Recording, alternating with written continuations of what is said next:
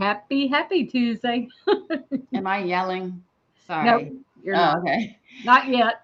It's Not yet. This is an interesting topic to me. I think we have an in-house perspective and a consulting perspective on this one. yes.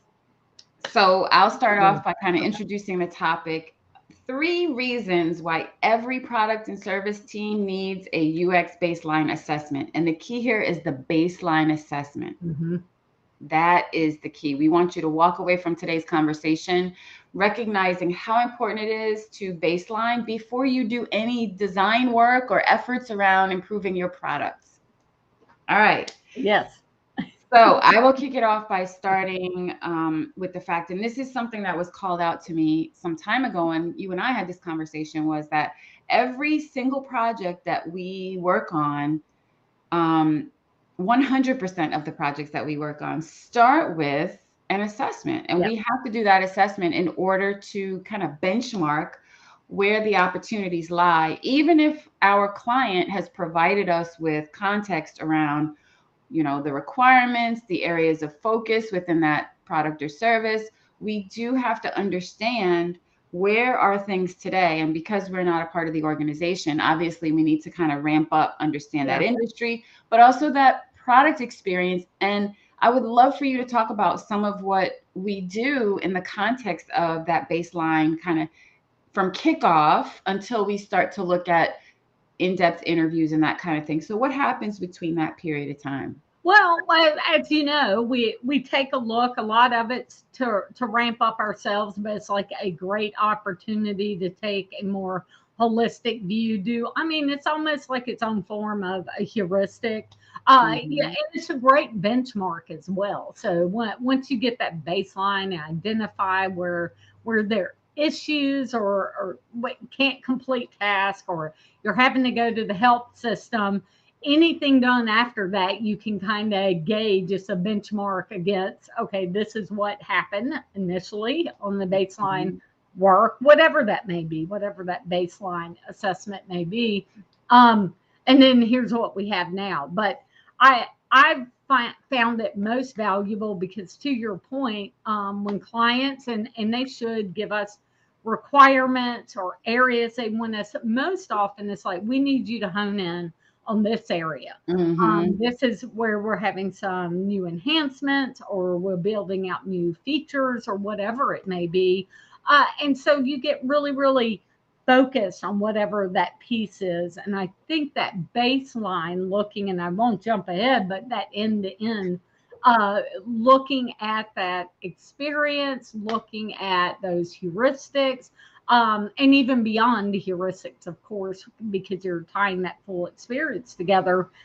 How many times have we come back and said, you know, you might need to focus over here on A Yes. to E because I can't get through it.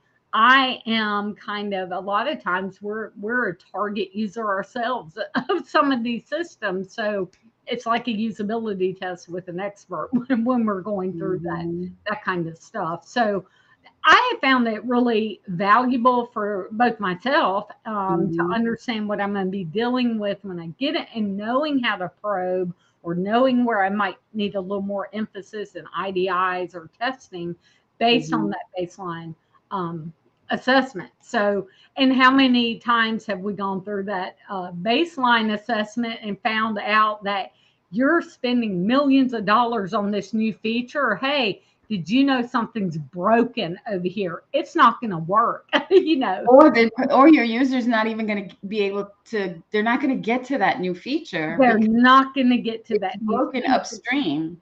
It's broken upstream, or hey, look, there's so many issues upstream, there's going to be a lot of abandonment. I think our one of the most significant ones we've seen was the one that related to the subscriptions, the printer Mm-hmm. ink subscriptions, Mm-hmm. and it was, they didn't even realize that their hardware was producing output Yes, that was actually giving the wrong information, so it couldn't be completed.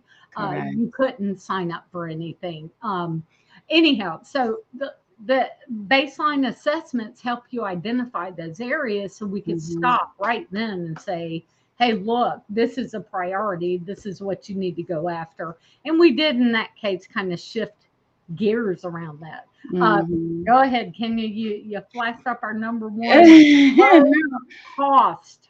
Low cost. It's a low cost method because if you think about the fact that we are doing an expert assessment from the marketing collateral. So what are people seeing even before they enter into the experience of your product or service? We're looking at that information to ensure that it is guiding me into the right area of the application, or it's telling me the value that I'm going to get out of this product. So we use this information selfishly to help us craft what we're going to do when we conduct those in-depth interviews, when we Yeah. conduct a Yep. usability test. We're using this information to ensure that we're asking the right questions and that we understand that experience in its entirety.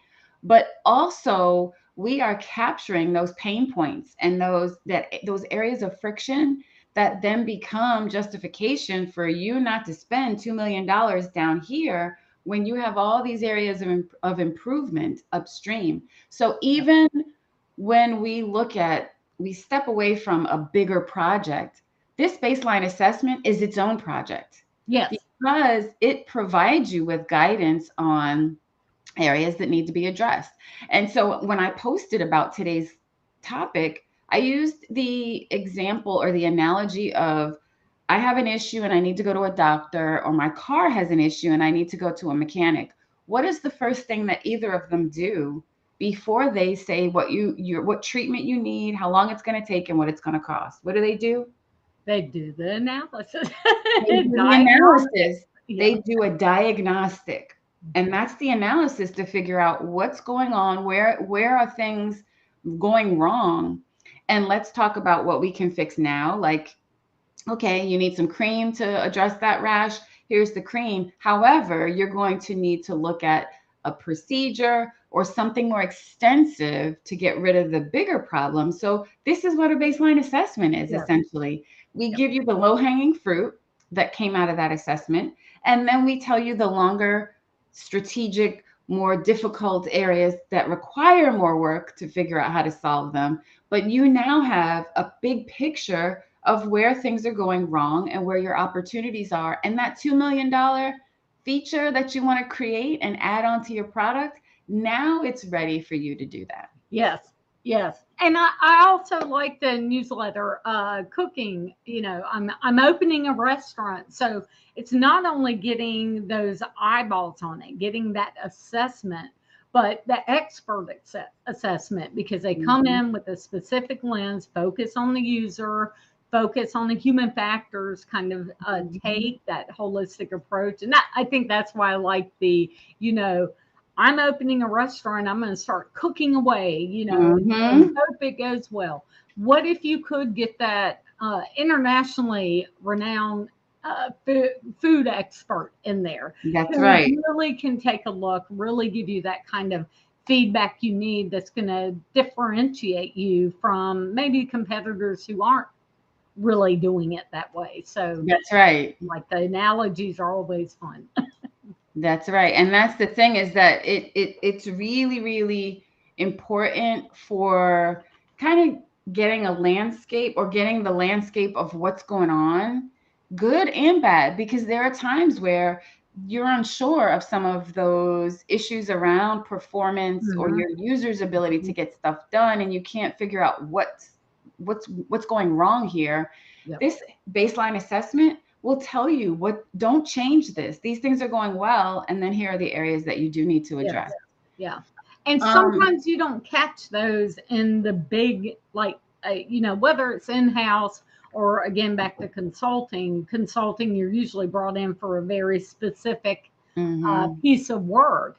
That mhm, baseline assessment lets you go beyond. Usually, my experience has been almost 100% of the time, you're going to get a lot of bang for that buck. Absolutely. Because that usability test of that prototype or of your Absolutely. site's only going to hit the areas that are task driven that we're able to cover in that amount of time. IDIs, it's really only going to get to those questions you're asking and probing on.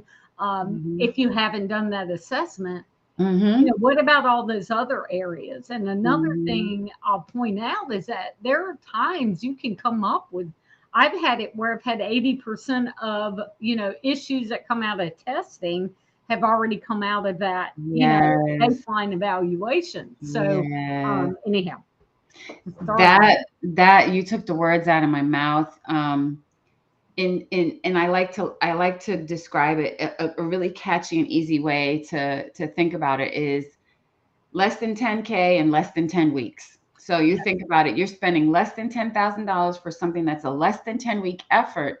And like you said, 75-80% of the issues that are surfaced during your evaluative testing with people that were recruited, those issues are already known to us, and those frame the questions we're asking. Yeah. But the very key point of what you just said is that we've already identified the issues. We've Yes. already figured out the sticking points. Yes. What the testing will get you, which is a greater effort, greater cost, what that gets you is now the why and the how do I fix it. Yes, it can Which it can get you, or you can hone in. You can make if you absolutely like. Oftentimes, when we do these assessments, we know something's a problem. I mean, it's mhm, not even guessing. We know it's a problem. So now maybe we can shift that test to hone in on other areas we weren't going to focus on. yes. One, because, hey, we don't need to test this over here, but we need more information over, for this particular feature. We know you have violated some pretty significant heuristics. Whatever feature they might want us to test. So let's work on that. We usually get pretty Mhm, good potential solutions that later you can come in and test. But let's mhm. focus on some other areas. Spend again more bang for the buck, more Yeah. coverage of your application, your website, your device, Yeah. whatever it may be. And when I started out, I made mention of being in-house versus being a consultant. And I think this is why we're in a very unique position, because we have extensive experiences in both arenas. Is when I was in-house, we didn't necessarily have the time. Maybe we didn't have the bandwidth, Yes. the money. And when I say time from a project standpoint, but then also bandwidth from the individuals on the team standpoint to do this sort of assessment. And so what I found is partnering with organizations as a consultant has given us the opportunity to give them that kind of 30,000-foot view of the Yes. end-to-end journey from an evaluation standpoint. Again, in less than 10 weeks for less than 10K, which you don't see in-house teams doing that or taking advantage of it, at least from my experience, as much as they should be doing it. Agree. And we both have what, a lot of years, we'll leave it at that, of Mhm. in-house experience, and you do get very focused, and it is a time and resource issue oftentimes. You don't have that luxury of time to Mhm. step back and start taking a look at things as a whole, especially Mhm. if you've been working on a project where maybe you did that initially, but since then it's been a few years and you've added layer of enhancement and Mhm. features. How's it still flowing together? How's it keeping up with new technology, AI? Have you had a chance to go back and revisit Mhm. whether you can leverage something like that? But it's really hard when you're on a project. You're just keeping up sprint to sprint. If you're Yes. trying to do what a UXer should do and be part of that, agile process, you're really trying to just stay ahead of any given feature Yes. development work. So And when you think about in an ideal setting where you have a research roadmap that mhm. that complements the product roadmap, The challenge with that research roadmap is, again, it does not account for, in most cases, going back and evaluating from, building awareness all the way through use and Oh, upgrades. It doesn't yes, typically involve an evaluation of all of that. And so I feel like we're in a really unique position to be able to provide that value to 100% of our clients, yeah, because either they're paying us just to do that baseline assessment, or as a part of a bigger project, we have to do some level of an yeah, assessment to get ramped up and get prepared for the bigger effort around that project. yep. And I'm glad you actually brought up marketing in that case. It could be marketing, it could be support. If you're working on the marketing team, you're focused on the marketing and not the product and Hmm. not the support. If you're working on the product, you're developing the product, designing the product. Yeah, they're usually separate teams working on these other pieces. But from a user perspective, everything comes in their full experience. You think about Yeah. NPS, you can have the best product in the world and the worst support in the world, and you end up with a detractor. Or you can have the best Yeah. support in the world and a terrible product or terrible marketing, so no one buys your product. And it's rare, really rare in that case to have that opportunity to see how it Hmm. all flows together. And I know we've had cases where we were working on the product side with people Mm. and looked at the marketing piece or had the users as part of our activities look at it. Hmm. But Hmm. even the baseline assessment and say, what what you're marketing, will they ever move from your marketing to the actual product? Correct. Because of just whatever comes out of the assessment on the marketing side of the world. So, and we've had that happen where even the marketing wasn't even emphasizing the true Correct. value of the product, or there were gaps in what they were offering that would prevent users from even signing up, for instance. Correct. And I was going to say, we've had, I would say, over the course of conducting assessments, we've seen where at least 50% of these assessments have uncovered marketing information that is either conflicting Yep. or does not include value or the articulation of the product's value or how you get started, or is it framed for the right persona? Are you the right user for this product? So, I mean, if nearly 50% of our assessments have uncovered that information, Yeah. think about how many that haven't had an assessment have information out there that doesn't align with that product's value prop Yes. or is not targeted at the right persona. Right, right.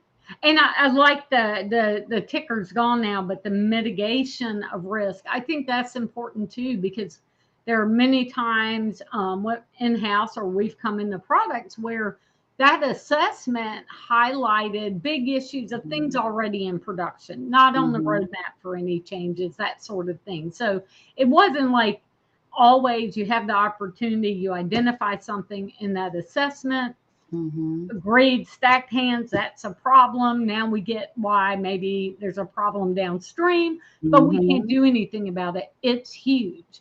Well, you can, just by doing that assessment, you can still mitigate those risks through training, through Right. support.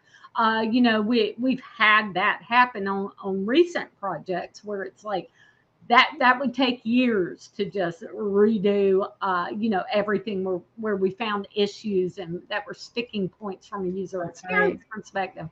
But now you've identified it, help spin off something that will help the user through those obstacles, a Mhm. tutorial, Mhm. contextual help, have your support ready, based on that assessment. Hey, we think this is a problem or is going to Mhm. be a problem. So here's how, you might That's right. communicate with the That client. knowledge So, base update. yeah, Yeah, those knowledge base updates. It's so interesting because when we talk about a lot of these changes, this is what innovation looks like. And innovation is not always a sexy new feature. yes, Innovation is how you inject the knowledge base content, or you make the chat feature available at a point in the journey that you hadn't originally considered. And so when we look at the overall journey from the perspective of that baseline, kind of where are you today, we've seen Mhm. opportunities not only to improve or create new features, but to also bring those other areas, kind of up level those other areas in terms of that knowledge base or the Yes. support, engagement, that sort of thing. So I definitely think that, less than 10 weeks, less than 10K for most organizations, startup to big company, that's a pretty compelling investment when Yes. you think about the returns. Yes. Tremendous. There can be tremendous returns on that. And I like the strategic innovation, but that how it lends so well, these assessments of that as well. Again, because we're looking at that end to end journey that it's usually not going to be looked at. And I think we also bring a different lens that maybe people on the ground in house just Mm-hmm. don't have time or don't have Mm-hmm. maybe even the influence to push for. But I think of AI still. So Mm-hmm. we come in with that different lens, looking at that full experience and keeping up with all the technologies that are out there. What are different ways of addressing Right. an issue? Right. So yeah, I think again those assessments, if I didn't do a usability test, if someone asked me, okay, I've got a product I'm about to kick off, Mm-hmm. I want to take these hi-fi prototypes and do a usability test, or I want to take the concepts Mm. um, and get a baseline assessment of those from an expert. Uh, I'd hands down vote for that as a first step every Absolutely. time. Um, Absolutely. Because you're going to again, get it done a whole lot faster, cheaper cheaper. and more coverage. You're going to get that holistic view that may make you rethink these concepts or these designs or these features or what have you. Mhm. So anyway, throwing that No, out. I'll that agree. that that and the key to what you're saying is bringing in that outside lens. um, we have had the experience of being able to recognize and evaluating that journey, like you said, where AI can fit in, where that company hadn't considered AI in the option to have a user create something new or use an existing or use AI to start. Yes. So looking at having accelerate that new creation by leveraging technology that's out there. So exploring that concept, not only did we address the short-term need to re-swizzle things that are in the application, but that's a strategic innovation that team can now do the research and investigate the Hmm. viability of incorporating. Now there's something from a product management perspective, a talk track with your Yes. customer around what is your appetite for something like this? How would you use it? How do you perceive it? That you didn't have as a talk track necessarily Right. before, because all you did was go to them and say, hey, what do you think about us incorporating AI into the product? Yeah, well, the customer doesn't know where and the value, but now you have a context and a story to tell to get that feedback from your customer. Yes. Yeah. Yeah, those assessments guide most of, I don't think there have only been a few that have brought us on board just to do the baseline assessment. I think that's changed a little bit Mm-hmm. recently. Sister. Mm-hmm. To kick things off, let's start. Let's see what you got, with the baseline Mm-hmm. assessment. But Mm-hmm. it's just it's it's it's just too easy to do. I mean, from a client perspective, it Right. provides too much. It can uncover a lot, and Right. it can make you focus. I think it really helps hone in on what you focus on in the next stage. So Mm-hmm. Mm-hmm. we're not saying don't do IDIs, don't do other discovery work, don't do validation work. Absolutely do it all, but do it smart. Right. When you're doing that, prioritize what you're going to tackle, That's and right. sometimes the baseline assessment will help all the time.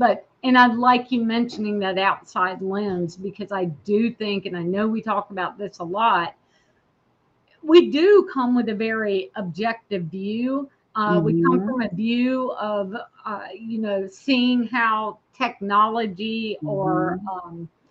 technology is used across industries. We have to keep up with that, Mm-hmm. or we kind of die, That's in right. consulting. So it's really valuable to make you think outside the box. Yeah, Yeah. absolutely.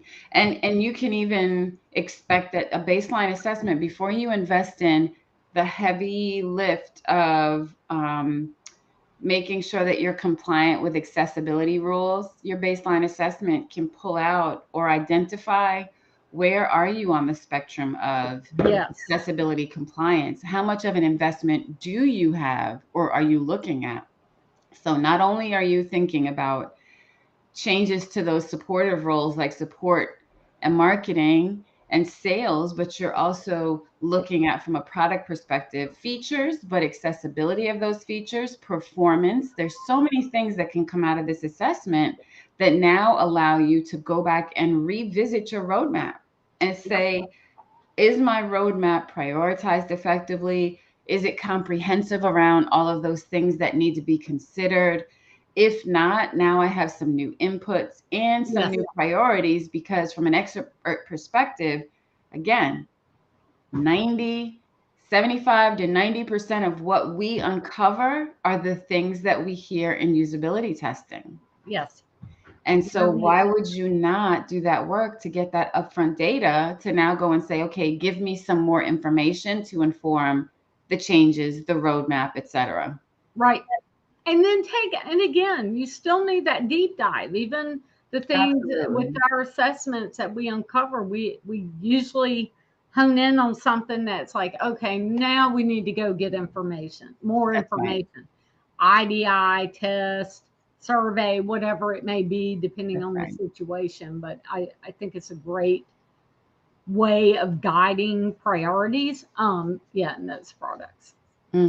So, when we talk about, just as a recap, low Mhm. cost method. So under 10 weeks and under 10K. So when you think about your product, whether it's a new product or an existing product, you have an opportunity less than 10 weeks and under 10K to identify the low hanging fruit Yes. opportunities to address, but those bigger, more strategic opportunities that exist as well.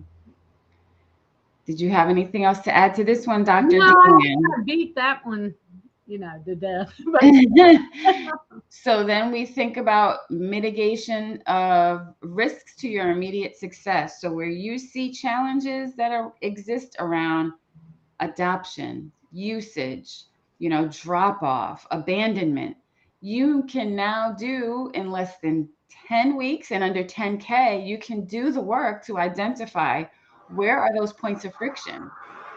And you now have a starting point around points of friction to address or focus on, but also some of the things that you can do in the near term to fix them.